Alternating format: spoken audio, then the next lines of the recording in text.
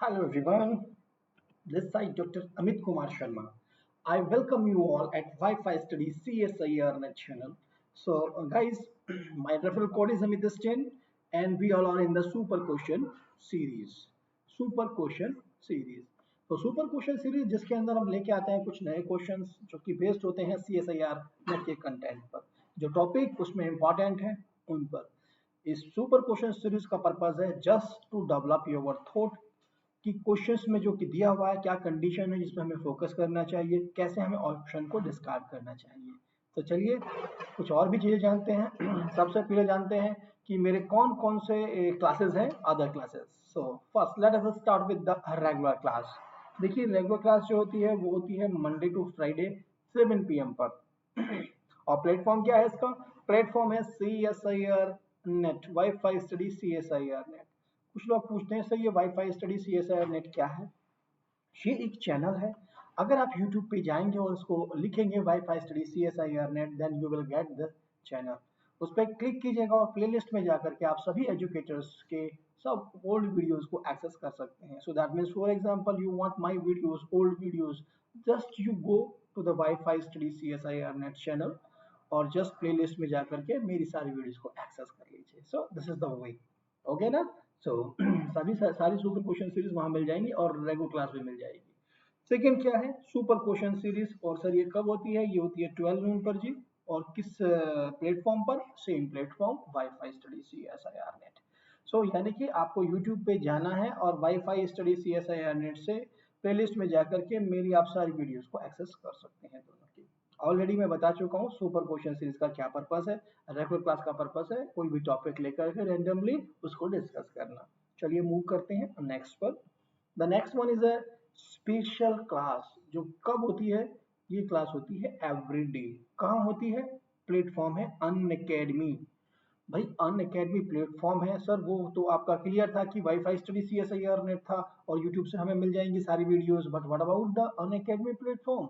देखिए Unacademy platform यानी कि स्पेशल क्लासेस को अगर आप मेरी एक्सेस करना चाहते हैं, पहले तो मैं आप लोगों को बता दूं ये जो क्लासेस हैं दीज क्लासेस आर फ्री। ठीक है? जब क्लासेस फ्री हैं तो इसका मतलब आप देख सकते हैं। तो देखने का तरीका क्या है? आपको अन अकेडमी लर्निंग ऐप अपने मोबाइल प्ले स्टोर से इंस्टॉल करना होगा और अपना एक अकाउंट बनाना होगा। जैसे ही आप अकाउंट बनाओगे तो इन सब क्लासेस को एक्सेस कर सकते हो। और इसका क्या पर्पज है सर? इस क्लास को क्यों लिया जाता है?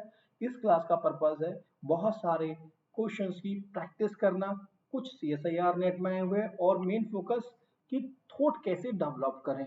मैं ये भी कह सकता हूँ सिंपल वर्ड में सुपर क्वेश्चन सीरीज का जर्नलाइजेशन है। यहाँ पर दो चीजें आपको यहाँ पर करने को मिलती हैं। एक तो जब हम ऑप्शंस के बारे में डिस्कार्ड टेक्निक्स दे रहे हैं या कोई फॉर्मूला डिटेल में डिस्कस कर रहे हैं वो पता लगता है। और साथ में क्या पता लगता है? साथ साथ आप लोगों को ये भी पता लगता है कि हम कहाँ स्टैंड करते हैं, क्योंकि नंबर ऑफ स्टूडेंट्स वहां पर एक साथ जुड़े हुए होते हैं और मैं लाइव होता हूँ उस टाइमिंग में। सो दैट मीन्स मैं आपको एनालिसिस कर सकता हूँ कि आप कितना गलत लगा रहे हैं और कितना सही लगा रहे हैं। अकॉर्डिंगली मैं फिर यहाँ स्ट्रेटेजी बनाता हूँ स्टूडेंट्स के लिए कि मुझे नेक्स्ट में क्या लेना चाहिए, किस टॉपिक पे स्टूडेंट्स वीक चल रहे हैं, किस टॉपिक को लेकर के। तो that is the purpose of the special class. एक और दिया हुआ है सर आपने नीचे, this is a plus classes. देखिए प्लस क्लासेस क्या है? ये भी अन अकेडमी पे है। तो क्या सर ये फ्री है? नहीं, अन अकेडमी जो प्लस की क्लासेस हैं वो फ्री नहीं होती हैं, उसके लिए आपको सब्सक्रिप्शन लेना होगा। तो सर वो सब्सक्रिप्शन कैसे ले सकते हैं? चलिए अब मैं उसके बारे में आपको बताता हूँ कि सब्सक्रिप्शन कैसे ले सकते हैं आप जल्दी से क्या कीजिए, अन अकेडमी लर्निंग ऐप को इंस्टॉल कर लीजिए। अन अकेडमी लर्निंग ऐप। जैसे ही आप अपने मोबाइल के प्ले स्टोर में गए और वहां से आपने अन अकेडमी लर्निंग ऐप को इंस्टॉल किया, you have to go to the, भाई गाइडलाइन फॉलो करते हुए इंस्टॉल कर लेंगे, ठीक है ना? उसके बाद you have to go to the just category में जाइएगा नेट एग्जाम की। बहुत सारे कोर्सेज हैं, सो आपको नेट एग्जाम की कैटेगरी में जाना है और क्लिक कर दीजिएगा CSIR UGC नेट बटन पे। जैसे ही क्लिक किया you will see that get subscription button, जो कि लास्ट में मिल जाएगा आपको नेक्स्ट विंडो में, ठीक है ना? जिसपे लिखा होगा crack CSIR UGC net with the India largest learning platform. So that is a very good. आपको क्या करना होगा? जस्ट गेट सब्सक्रिप्शन बटन पे क्लिक करना होगा। सो आपने जैसे ही क्लिक किया इस बटन पे, आप पहुंच जाएंगे इस पेज पर जिस पे डिस्कस किया गया है। अगर आप 1 मंथ का सब्सक्रिप्शन लेना है, 3 मंथ का लेना है, 6 मंथ का लेना है, 12 मंथ का लेना है और 24 मंथ का लेना है, तो कौन सा सब्सक्रिप्शन लेने से आपको बेनिफिट होगा। सो ये सारा डिटेल यहाँ पर डिस्कस किया गया है। तो नोटिस कीजिए, मैं अगर बात करूँ 24 मंथ की, द बेस्ट है उन लोगों के लिए जो एमएससी फर्स्ट ईयर के स्टूडेंट होते हैं। Is the best one. देखो, मैं स्ट्रांगली रिकमेंड करता हूँ एमएससी फर्स्ट ईयर वालों को बिल्कुल ले लेना चाहिए। कभी नहीं देखना चाहिए कि हमारे 16,000 या 15,000 रुपए हमारे खर्च हो रहे हैं, जबकि आप नोटिस कीजिए कितना 15,120 रुपये सिर्फ आपको पेमेंट करना है इसके लिए। सो हम लोग अगर किसी भी यूनिवर्सिटी में एमएससी करने के लिए जा रहे हैं और वो डीम टू बी यूनिवर्सिटी भी है, तो बहुत पैसा देना होता है हमें, हॉस्टल्स का फी, मैथ्स फी, अदर बहुत सारे expenses and tuition fee, so development fee. लेकिन वो सब किस चीज़ के लिए होता है? एक डिग्री के लिए। लेकिन यहाँ पर आप 15,800 रुपये सिर्फ अपनी नॉलेज के लिए खर्च कर रहे हो। आपको एजुकेटर्स यहाँ पर आपको नॉलेज देते हैं कि यहाँ पे कैसे हमें क्वेश्चंस को अटैम्प्ट करना है, और इसके बिहाफ पर वो तो सिर्फ डिग्री मिलेगी, लेकिन इसके बिहाफ पे क्या होगा, हमें एक ऐसा सर्टिफिकेट मिलेगा कि हम नेशनल लेवल पर टीचिंग के लिए एलिजिबल हो जाएंगे। दूसरा क्या मिलेगा? दूसरा हमें सबसे ज़्यादा एडवांटेज होता है इस चीज़ का, हम इस चीज़ के एलिजिबल हो गए, हमें फेलोशिप भी मिलेगी हम जैसे ही पीएचडी में एडमिशन लेंगे। सो इसके लिए ज़्यादा देर नहीं करनी चाहिए, जितना जल्दी हो सके आप इसको ज्वाइन कर लीजिए। अगस्त सितंबर मंथ आ गया, सितंबर में बिल्कुल strongly I will recommend that you have to join it. ठीक है ना? तो this is for the MSc one. Now then 12 month, यानी कि मैं कहूंगा कि बहुत सारे ऐसे लोग हैं एमएससी लास्ट ईयर के, सेकेंड ईयर के स्टूडेंट हैं। सो दैट मीन्स ये क्या है? MSc final year. उनको बिल्कुल 1 ईयर का लेना चाहिए। जिसने बिल्कुल कम अवेयर था अबाउट दैट की नेट एग्जामिनेशन के लिए, उसको बिल्कुल ये ले लेना चाहिए। फिर होता है 6 मंथ। 6 मंथ से बेटर 12 मंथ होता है। रीजन देखिए आप इसकी, जो आपको पेमेंट करना पड़ेगा 9,450 रुपये इसका, और क्या है आपके पास 10,395 रुपये। सो जस्ट 1,000 का डिफरेंस आता है। Much better you have to take the 12 month. 12 month में आपके पास एग्जाम भी दे लेंगे और आगे भी अपनी नॉलेज को बढ़ाने का टाइम मिलेगा। बहुत सारे एग्जाम होते हैं मीन वाइल बीच में, ठीक है ना? सो that is a good thing कि आप 12 मंथ वाला सब्सक्रिप्शन लें, इसीलिए मैंने इसको हाईलाइट भी किया है। तो सर इधर तो आपका लेफ्ट साइड में हम बात करें तो अलग प्राइस लिस्ट है और इधर प्राइस लिस्ट है, ये ऐसा कैसे हुआ? इसका रीजन सिंपली है कि आपने यूज कर लिया मेरा रेफरल कोड, और वो है अमित स्टेन, यहाँ पर दिया हुआ है जी। क्या है? मैं यहाँ पर बड़ा बड़ा उसको लिख देता हूँ, अमित स्टेन।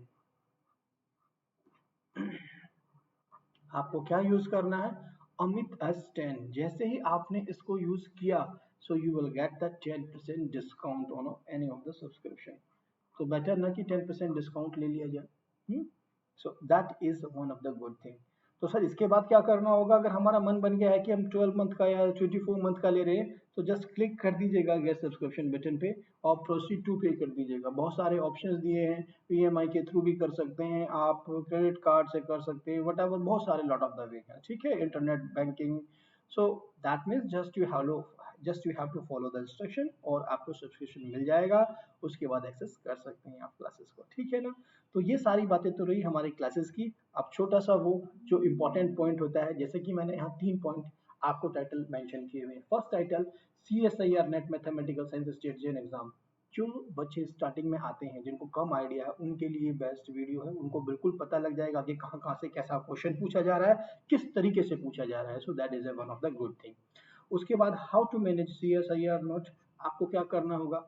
CSIR के नोट्स को हम कैसे मैनेज करें? इस समय मार्केट में बहुत नोट्स हैं, लेकिन तो उनको मैनेज कैसे करें, इसका आप जो तरीका है यहाँ से देख सकते हैं, इसमें मैंने मेंशन किया है। और लास्ट में दिया है book list of the CSIR NET mathematical sciences. इसमें आपको बुक्स मिल जाएंगी जो कि इंपॉर्टेंट हो सकती हैं। भाई हर एक, मैं कहूँ किसी भी पर्टिकुलर कंसेप्ट के लिए वो बहुत सारी बुकों में मिल जाता है, ठीक है। और इस समय मैं कहूँ कि जो हमारे पास मैथमेटिक्स साइंसेज में पेपर्स हैं, हर पेपर के लिए 10 से 15 बुक्स अवेलेबल हैं मार्केट में, डिफरेंट डिफरेंट ऑथर की।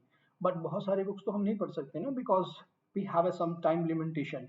सो दैट मीन्स हमें फोकस करना होगा एक पर्टिकुलर बुक पे। सो मैंने उसमें से जो मुझे द बेस्ट लगा वो इसमें रखा हुआ है।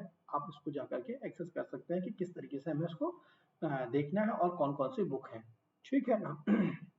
चलिए, सारी बातें हो गई हमारी, काफ़ी सारी मेरे बारे में, अन अकेडमी के बारे में, सब्सक्रिप्शन के बारे में, और बात हो गई है हमारी जो ओल्ड वीडियोस हैं, देखिए ये यूट्यूब CSIR नेट लिखा हुआ है मैंने, YouTube link wifi study CSIR net channel पर, ठीक है।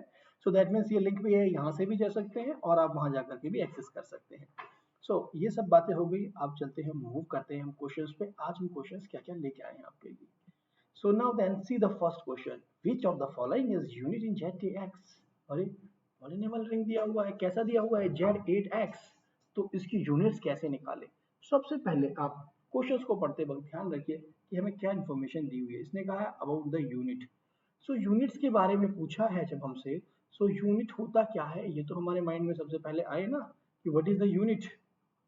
This word is asking unit क्या होता है, वो एलिमेंट जिसका मल्टीप्लिकेटिव इनवर्स एग्जिस्ट करे, ठीक है। एक ऐसा एलिमेंट जो है आपका जिसका मल्टीप्लिकेटिव इनवर्स एग्जिस्ट कर रहा है रिंग में, और रिंग क्या दिया हुआ है हमें, Z8X।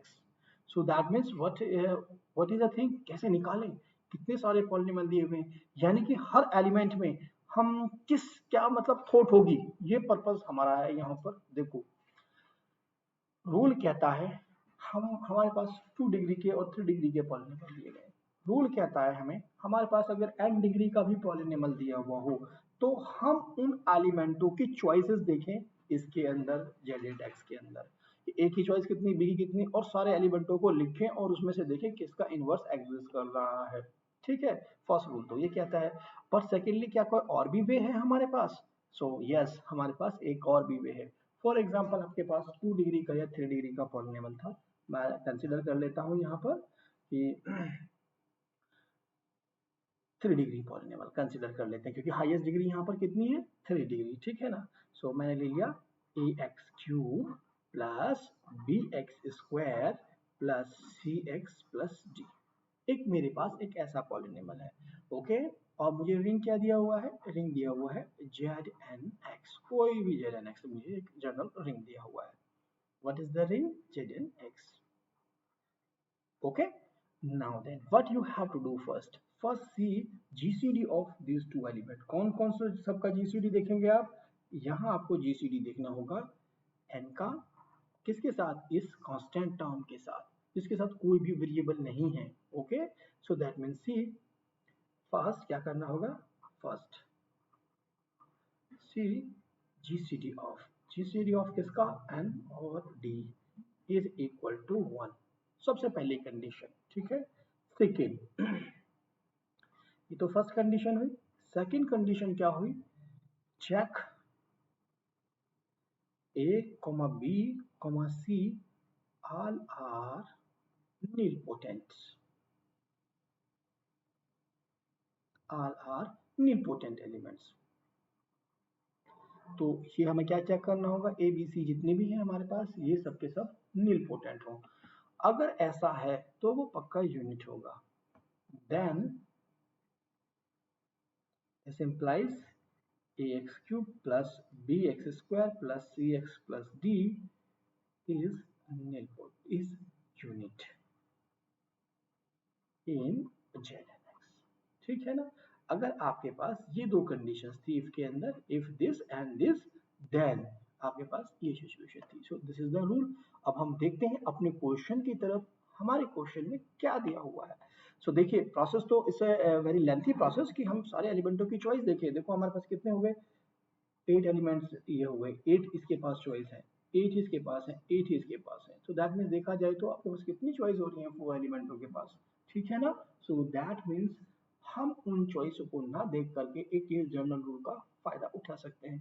सबसे पहले हमें क्या दिया हुआ था, 8, 8 का जीसीडी देखना है हमें, किसके साथ, 2 के साथ तो 1 नहीं आएगा ना, तो इसको खत्म कर दो।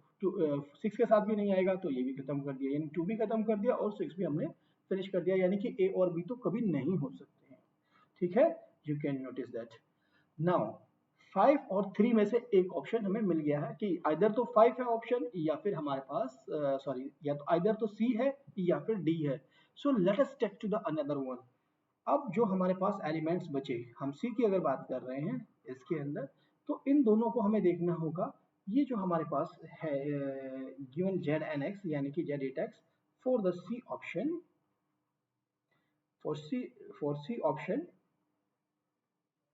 what you have to do, just check कि जो ये हमें एलिमेंट दिए हुए हैं 5 और 3, इनका जीसीडी इसके साथ क्या आता है, निलपोटेंट चेक करने ना, इनकी sum power should be equal to 0, that as a purpose. सो हम देखेंगे 5 स्क्वायर कितना हो गया, 5 क्यूब कितना हो गया, तो ये तो प्रोसेस है। 3 का देखेंगे, फिर 3 9 आ गया, 1 आ गया, फिर 1 का कितना ही पावर करते रहो 1 ही रहेगा। तो यानी कि सिंपल जनरल रूल क्या बन के आता है यहाँ पर, यदि अगर आपके पास 5 और 8 का जीसीडी कितना आ जाए, जीसीडी हम कहें कि 1 आ रहा है, तो ये इंप्लाइज कर देगा आपको कि 5 is a nilpotent, this is a nilpotent. Similarly हमने 3 के साथ देखा इसका GCD, this is again 1, so this implies 3 is nilpotent. अगर जीसीडी इक्वल हो, अगर जीसीडी इक्वल हो तो निलपोटेंट, ठीक है ना। सो आप ध्यान रखना बस, यहाँ पर हमने यहाँ पर क्या कहा था, जीसीडी इक्वल होने की कंडीशन और साथ में ये, लेकिन जब हम निलपोटेंट पे आए, that should not equal, that should not equal. अब आपके पे इस केस में क्या हुआ, सी में ये दोनों का जीसीडी क्या आ गया, दोनों का जीसीडी आ गया 1, so that can not be the nilpotent, they can not be nilpotent. आप यहाँ से देख भी सकते हैं इस 3 को, अगर मैंने 3 का क्या किया, 3 into 3, that means this is a 9, और अंडर मॉडलो क्या हो गया, this is equal to 1 mod 8।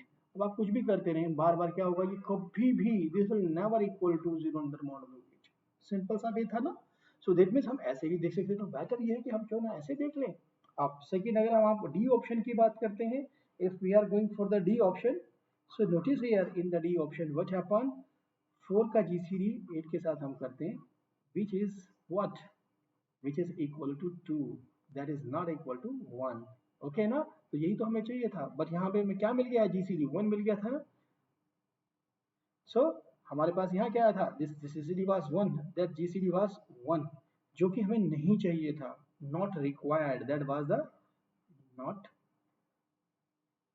Required, हमें नहीं चाहिए था। बट यहाँ पर क्या आ गया, 2 which is not equal to 1, this implies, आपके पास क्या इंप्लाइज हो गया, this is this means 4 is an nilpotent. So similarly आपके पास यहाँ पर क्या सिचुएशन आ गई, नेक्स्ट वाले में 6 का जीसीडी 8 के साथ देखेंगे हम, तो क्या आएगा, वो this is equal to some value 2, so this is not again equal to 1, this implies 6 is nilpotent, okay ना। बट यहाँ पर क्या हो रहा है, आपके पास जीसीडी 1 था, because 1, so this means not nilpotent, because 1, so this means not, 5 is not nilpotent, not nilpotent, not nilpotent, okay. So be careful about that. I will just make it sure to you, if gcd of a comma n is equal to 1, then not nilpotent, okay।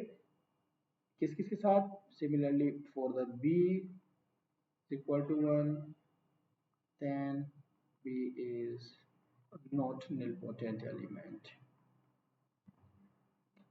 then a is not nilpotent। so similarly आपने सारी चीजें देख ली। so इसका मतलब clearly answer क्या आ गया आपके पास, the correct option is the D option, ठीक है। आई होप अब आप इसको भूलेंगे नहीं, और ये बहुत ही सिंपल टेक्निक थी, हमेशा हमें याद रखना है। मैंने मोर क्लियरेंस के लिए इसको यहाँ पर भी लिख दिया, सो दैट आपको ये चीज क्लियर रहे, ठीक है ना। That's I have mention here, also these conditions we have to remember, okay ना, टू ऑल ऑफ यू। सो चलिए अब मूव करते हैं नेक्स्ट क्वेश्चन पे। नेक्स्ट क्वेश्चन हमें क्या इंफॉर्मेशन देता है, which of the following is correct. हमें जब भी कभी ऐसा स्टेटमेंट दिखाई दे, क्या पूछ रहा है, which of the following is correct, U8 U10 are isomorphic और not, U10 and U12 are isomorphic, U8 and U12 are isomorphic. क्या पूछा इसने, सबसे पहले फोकस कीजिए, he is asking about the correct, okay, you have to be focus on it.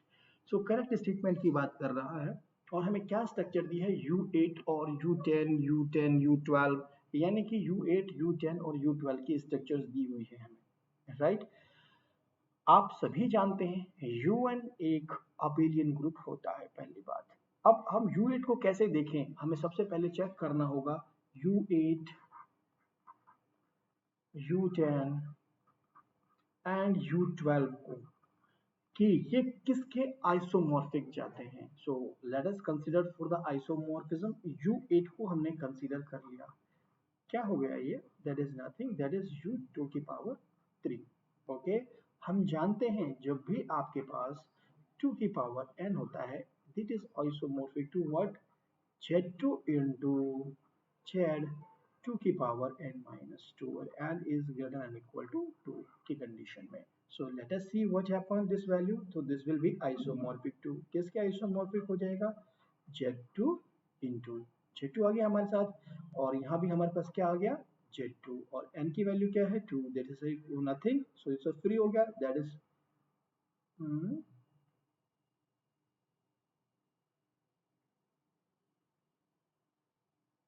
this n minus 1, okay, yes, yes,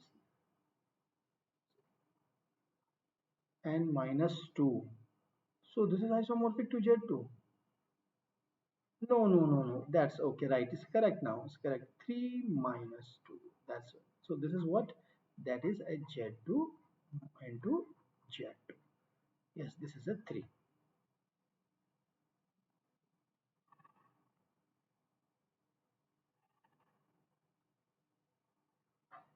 3 minus 2. Okay. So clear to all of you? Simply इसका मतलब क्या निष्कर्ष निकला हमारे पास? U8 किसके isomorphic है? U8 is isomorphic to Z2 into Z2, simply K4 के isomorphic हो गया। Similarly come to the another one, U10, U10 के पास आते हैं। U10 is what? U10 is nothing, that is a U2 and into 5, that is nothing, that is clearly isomorphic to Z4. Okay, ये क्या है element, इसकी value तो आ गई 1, 5 of 1, this is what, 5 of 4, that is isomorphic to Z4. This implies U10 is isomorphic to Z4। तो ये तो किसके हो गया, साइक्लिक ग्रुप के। ये तो अबेलियन था, ये साइक्लिक आ गया, Z4 आ गया, इसमें ऑर्डर 4 का एलिमेंट पड़ा हुआ है। Now come to the last case, which is this, Z12। So Z12 की हम बात करते हैं, this is what, this is equal to U2 square into U3। okay, so simply you may write this is a U2 square U3, also you may write in this side, okay. So you can write also this one U2 into U5, no matter, this is a coming. So what is the value, this is a coming Z2 and simply Z2. This implies U12 is isomorphic to Z2 into Z2.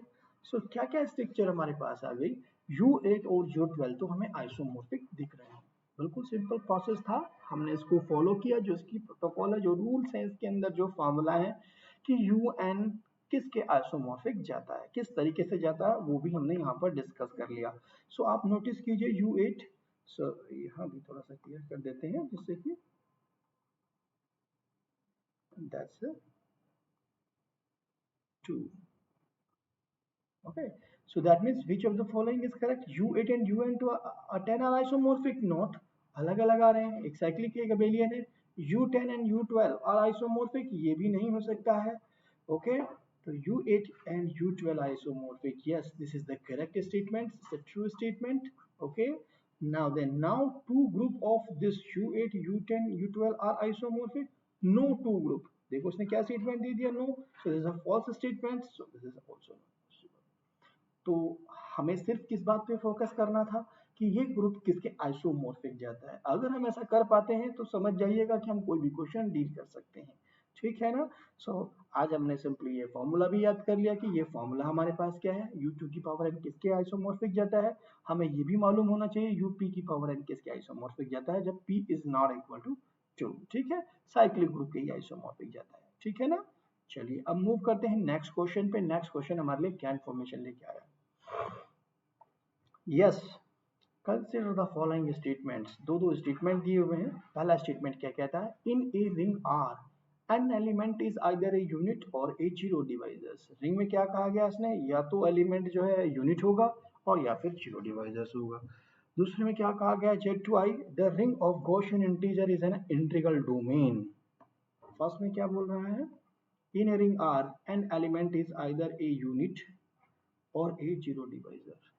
Ring में या तो element unit है या zero divisors है, but ring को देखिएगा आप क्या दिया हुआ है, इसमें कोई भी कंडीशन नहीं दी हुई है। जब कंडीशन नहीं दी हुई है तो आपको क्या ढूंढना होगा, कोई भी काउंटर एग्जांपल। सर हमेशा क्या कहते हैं, जब भी ऐसे हमें रिलेशंस दिए हुए हों तो हमें माइंड में सबसे पहले लेके आना चाहिए क्या, कि क्या हमारे पास कोई काउंटर एग्जांपल है। तो फर्स्ट के लिए आप अगर S1 के लिए मैं बात करूं एग्जांपल की, for S1 if I will talk about that the Z set of integer, notice कीजिए इसके अंदर एलिमेंट 1 भी है -1 भी है, ये तो यूनिट्स है। बट जो रेस्ट एलिमेंट है एक्सेप्ट जीरो, जीरो को भी हम सही मायने में तो वो जीरो डिवाइजर्स नहीं होता है, हम नॉन जीरो जीरो एलिमेंटों की बात करते हैं कि जीरो डिवाइजर्स है, इनका प्रोडक्ट जीरो आ रहा हो। नॉन जीरो एलिमेंट जिनका प्रोडक्ट जीरो आ रहा है उनको हम जीरो डिवाइजर्स कहते हैं। सो इसके अंदर जो रेस्ट एलिमेंट्स है, रेस्ट एलिमेंट्स आर रेस्ट, ना तो वो आपके जो हैं जीरो डिवाइजर्स हैं, not a zero divisors and not a units. So that means ना तो वो यूनिट्स हैं और ना ही वो जीरो डिवाइजर्स हैं हमारे पास। क्लियर होना गया एग्जांपल हमारे पास, इसका मतलब in ring are an element is either a unit or a zero divisor is the false statements, this statement is the false statements. Come to the second one, क्या कहा गया हमें, Z2I the ring of Gaussian integer is an integral domain, यानी कि हमें दो element ऐसे ढूंढने होंगे जिससे हम कह सकें कि भाई इनका प्रोडक्ट जीरो आ रहा है। ठीक है, क्या होते हैं हमारे पास इसके अंदर एलिमेंट Z2I के अंदर A प्लस आई बी। ठीक है, Z2I का सिंपली मतलब क्या हो गया हमारे पास, elements is the form A plus I B, यानी कि such that A and B belongs in the Z2। हमें यही तो निकालना है, यानी कि हमें सारी चॉइसेस को चेक करना है कि वो कौन कौन सी चॉइसेस हैं जिसके लिए हमें ऐसे कोई दो एलिमेंट जिनका मिल जाए प्रोडक्ट हमारे पास जीरो है। सो सिंपली अगर मैं यहाँ से निकाल लूँ क्या, वन प्लस आई निकाल लूँ और इसका ही मैं कहूँ कि स्क्वायर कर दूँ, तो what happen, one plus I into one plus I is nothing, that is a one minus one plus two I which is simply equal to 2i and is equal to 0, क्योंकि कहाँ से आ रही है entry, इस modulus से। ठीक है, is equal to 0 under mod 2। So क्या हो गया इसका मतलब, नॉन जीरो एलिमेंट्स लिया था हमारे पास लेकिन मिल गया क्या हमें, जीरो। दिस इंप्लाइज इसके पास जीरो डिवाइजर्स है, this implies Z2I has a zero divisors, has a zero divisors, zero divisors. तो भाई इसके पास अगर जीरो डिवाइजर्स आ गए तो इसका मतलब ये इंटीग्रल डोमेन तो अब नहीं हो सकता है। ठीक ठीक है ना, तो इसका मतलब क्या हो गया, this statement is also the false statements. तो हमें ऐसी बातों को देखना होता है कि वन प्लस आई देख लिया, वन माइनस आई देख लिया, इस सिचुएशन में अगर इसमें से हम नोटिस करेंगे वैल्यूज को तो हम ऐसे निकाल सकते हैं। ठीक है ना, so come to the options. पहला ऑप्शन क्या दिया हुआ है, S1 is true and S2 is false, गलत हो गया है, हमें दोनों फॉल्स वाला देखना है ना। सो अगर हम आते हैं तो S1 S2 both are false, only the D1 is the correct. So ऊपर की हमारे पास ऑटोमेटिकली कैंसिल हो गई। चलिए हम मूव करते हैं नेक्स्ट क्वेश्चन पे। ये आई होप सभी को क्लियर हो गया होगा। इसमें सिंपल कंक्लूजन क्या था, जब भी हमारे पास कोई क्वेश्चन है तो सबसे पहले देखें कि हमारे पास ऐसे ऑप्शंस में जब भी लिखा हुआ है काउंटर एग्जाम्पल ढूंढ लें। ठीक है ना, ये कुछ काउंटर एग्जाम्पल्स होते हैं जो यहाँ डिस्कस करता रहता हूँ, ये घूमते रहते हैं चारों तरफ, तो हमें क्या करना होगा, इनको हमेशा ही ध्यान रखना होगा माइंड में। चलिए मूव करते हैं नेक्स्ट क्वेश्चन पे। The number of homomorphisms from Z6 to Z18 which are not 1 is, क्या निकालना है, नंबर ऑफ होमोमॉर्फिज्म। यानी कि हमें एक फंक्शन दिया हुआ है और फंक्शन कहाँ से है, Z6 से Z18 के पार, और पूछ लिया क्या गया है, which are not 1 so be careful, not 1 तो जब भी हम नॉट 1 की बात करेंगे क्या करना होगा, नॉट 1 मीन्स नॉट 1 का मतलब हुआ आपका टोटल निकालिए आप, टोटल होमोमॉर्फिज्म